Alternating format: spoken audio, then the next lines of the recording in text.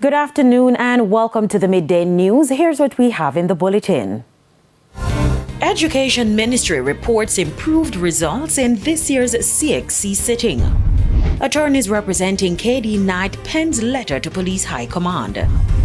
And later in sports, St. Kitts and Nevis Patriots defeat Antigua and Barbuda Falcons in opening game of Caribbean Premier League season. Thank you for joining us. I'm Kerry-Ann Simpson. Here are the details. Lawyers representing former parliamentarian KD Knight have written to the Police High Command requesting an investigation into the conduct of JLP campaign chairman Dr. Christopher Tufton and the Jamaica Labour Party. The letter follows a recording played at a JLP meeting last Sunday. In the recording, Mr. Knight was heard expressing no confidence in PNP President Mark Golding's leadership. But according to attorney Bert Samuels, the audio was manipulated. In the letter to Police Commissioner Dr. Kevin Blake, the attorneys say they are of the belief that the actions of Dr. Tufton and the JLP in airing the recording at the public meeting are in breach of the Cybercrimes Act. Accompong Maroon Chief Richard Curry is welcoming the PNP's proposal to give the Maroons a voice in Jamaica's Senate, calling it a landmark move in the nation's political history. Details in this report. Speaking on the morning agenda on Power 106 FM, Accompong Maroon Chief Richard Curry said he has long championed the need for Maroon voices to be heard at the legislative level. He proposed two dedicated Senate seats, one for the Leeward Maroons and another for the Windward, noting that the two territories operate under different systems. Since the opposition has proposed it, this is something that you've been encouraging your members to vote for one political party over the other? The Maroons have always supported the government that supported the Maroons. And I've said that on many, many platforms. I've never voted in a state election, right? I've never been a part of any political movement as far as it relates to the Jamaica Labour Party or the People's National Party. Since Chief Curry has taken office, his voice has been for the people, for the Maroons people and for the people of Jamaica, and advocating for our rightful place at the table in having discussion and input on matters which affects us. So yes, we applaud this move for the opposition and we would support this move on a large scale. Chief Curry dismissed concerns that Senate participation would weaken Maroon sovereignty claims, stressing that their authority is anchored in historic peace treaties with the British. Those treaties, he said, established a dual governance structure, one led by the Maroons, the other by the Jamaican state, which still recognizes the British monarch as head of state. So if you're talking about sovereignty, the sovereign of Jamaica is currently King Charles III. The Maroons, by virtue of this treaty, were recognized as the people of the land. So therefore, anything having to do with the land, as far as it relates to government, whether it be the leading government or the opposition government, there has to be the involvement of the people of the land. Those were identified as the sovereigns of the land, which means the indigenous population. So it's not a fight, it's not a tussle. What it is saying is that for the Republic of Jamaica to be true and representative of the people, it must have the voices of the people. Being a part of the Senate creates that avenue and creates that understanding. In January 2022, Prime Minister Dr. Andrew Holness declared that under his leadership, not 1 inch of Jamaica will come under any other sovereign authority, dismissing the rhetoric of the Accompong Maroons that they are a sovereign people. Prior to that statement, the government issued a directive banning public funding for any group or area that claims sovereignty. O'Shane Masters, TVJ News. A boundary wall for the Mami Bay housing development in St. Anne is creating a rift between councillors at the St. Anne Municipal Corporation. Mayor Michael Belnavis says a thorough investigation will be done and a report will be provided in September. Tempers flared at the recent meeting of the St. Anne Municipal Corporation. This after several councillors raised concern about a boundary wall being built for the Mami Bay housing development by China Harbour Engineering Company Limited Czech. According to the councillors, the wall is incorrectly built and is encroaching on a section of the roadway. Since Counter Isaacs has made a report on the wall, they have gone ahead and built the wall higher. And we can't sit here at the parish council and allow these things to happen. And then we are going to have the problem further down the road. I believe what is happening is that they know they have an approval, but they are not building in accordance to the approval. My thing is, let us not take for granted that this may be temporary. How we can't do this no more. As a municipality, we give too much leeway for people to break the law, and we should understand it. Mayor of St. Anne's Bay, Michael Belnavis, sought to provide an explanation, but was interrupted by a furious Councillor Gohagan. The reason why the wall projects out, it meanders in and out, is because there's a bridge there. The bridge is a narrow bridge, believe it or not. So the wall has to come out to the bridge because there is no land down there. In other words, the line, hold on, let me finish. The line, the property line is straight. The wall is on the property line straight. But guess what? There's a point where the wall has to come out to the bridge, the edge of the bridge. Because if you put, if not, you would have a gap. Hold on. I'll let you speak. No, it's not foolishness. This is not right.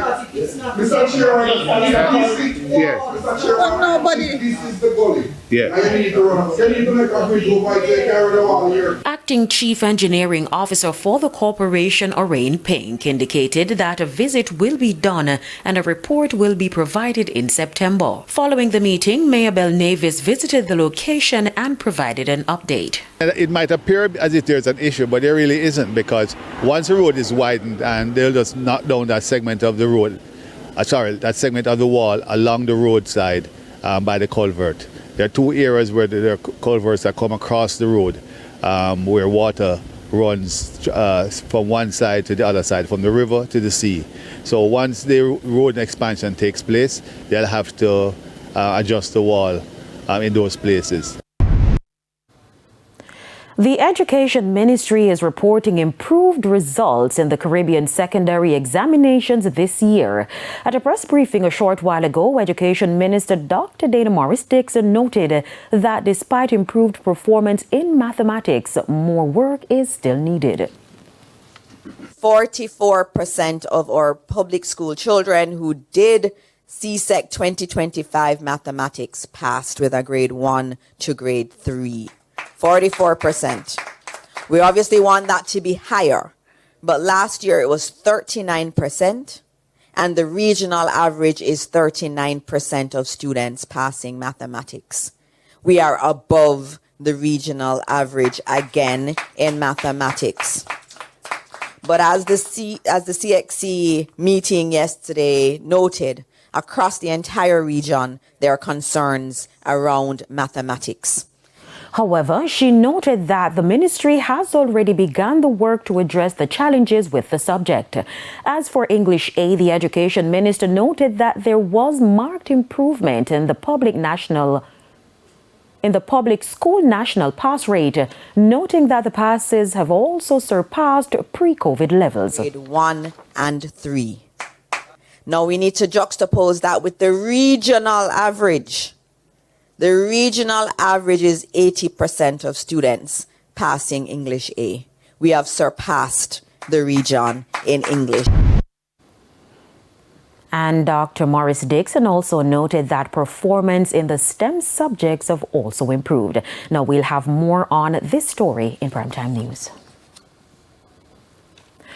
Prime Minister Dr. Andrew Holness is reassuring Jamaicans that they have a right to beach access.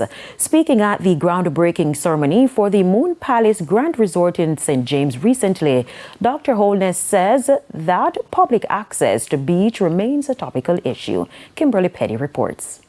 With the expansion of Moon Palace Resorts in Rose Hall, St. James, citizens who'd previously raised concerns about beach access won't have to worry.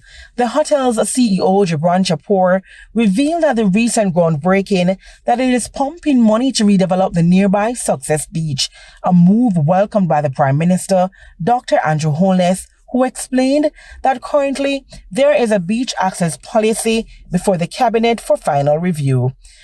Every Jamaican must have access to its beaches. That cannot be denied. The question is, and these things predate my time in government and in leadership. How do I navigate the legacies that have gone before me to fulfill the promise that we expect as a nation for full access? Another welcomed announcement from Moon Palace Resort CEO is on the issue of staff welfare, a sore point at many hotels, which is among the reasons for high staff turnover rates. Mr. Chapour says the hotel is planning to create a community hub to accommodate the workers. That we will be contributing in developing, along our Minister of Tourism, Edmund Bartlett, to the development of what will become the new town of Montego Bay, right next to us, helping us to modernize the school, the park, sports area, as well as important focus on daycare facilities for young moms so that they can work while their children are properly cared for. This new town is projected to cost US $5 million and will be situated on 28 acres of land. It will also include staff housing, a service station, and the Barrytown police station is expected to be relocated there. Talks have also begun for a fire station. Mr. Chapour said their main goal is to create local opportunities for the people of Jamaica so that they can find right here in their home country a job where they can develop professionally while enjoying a good standard of living without having to leave the country for better opportunities elsewhere. He said the project will be funded by the Palace Foundation as well as his family's pocket. Kimberly Petty for TVJ News. Mayor of Mandeville Donovan Mitchell is promising access into Porus from the Maypen to Williamsfield leg of the Southern Coastal Highway should he be successful at the polls. Details in this report. Motorists travelling westerly towards Williamsfield no longer have access to Porus. This has adversely affected commerce in that town since the construction of the highway. And with no toll charged to use it, traffic through Porus has been drastically reduced. Speaking at a spot meeting in Porus, Manchester Wednesday evening, Mr. Mitchell said he plans to change that. We will have a bypass coming into Porus off the highway. It cannot be.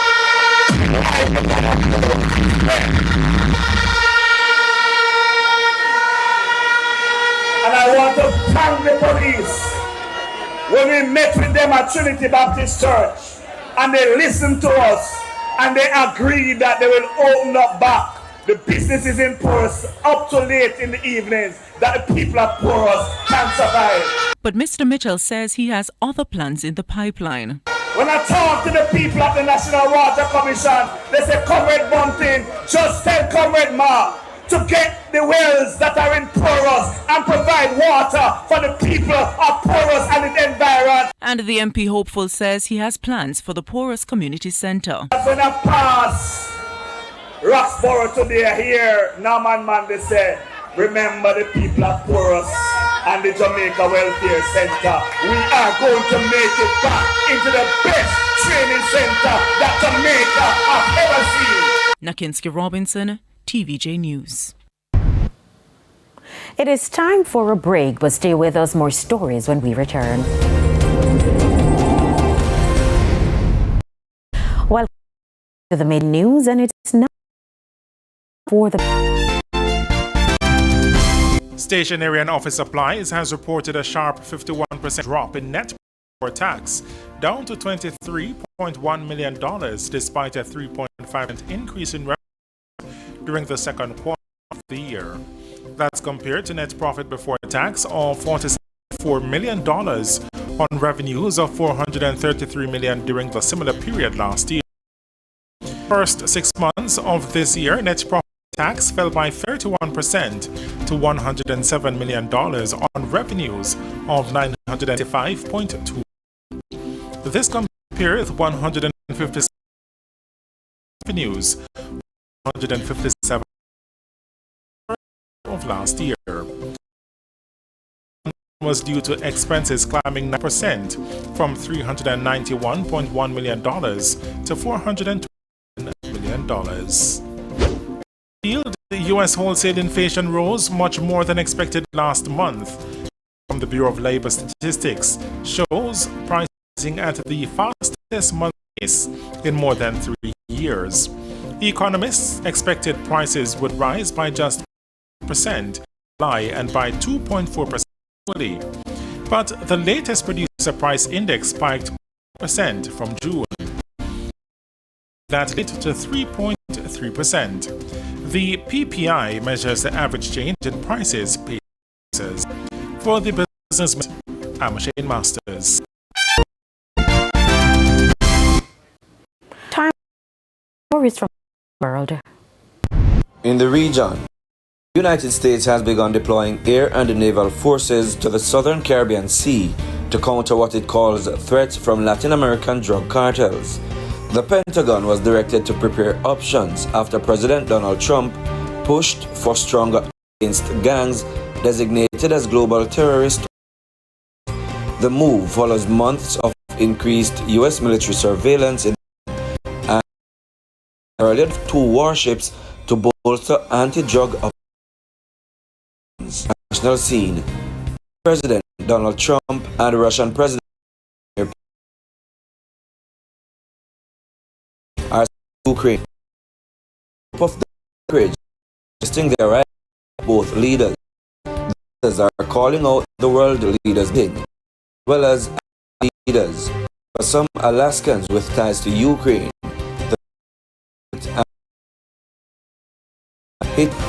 a joint press conference held after Trump and Putin meet. Of physical juncture today, stations are trying to say that their Congress State House Democrats are outside Texas to forum, but condition one is the adjournment of a session that's underway. That's expected to happen today, though the Republican governor says he'll promptly call a new session. Conditions for lawmakers to propose their own to offset changes in and national and international. I'm Prince Moore. Thank you, Prince, and we head to a quick break. When we come back, we'll have your midday sports report.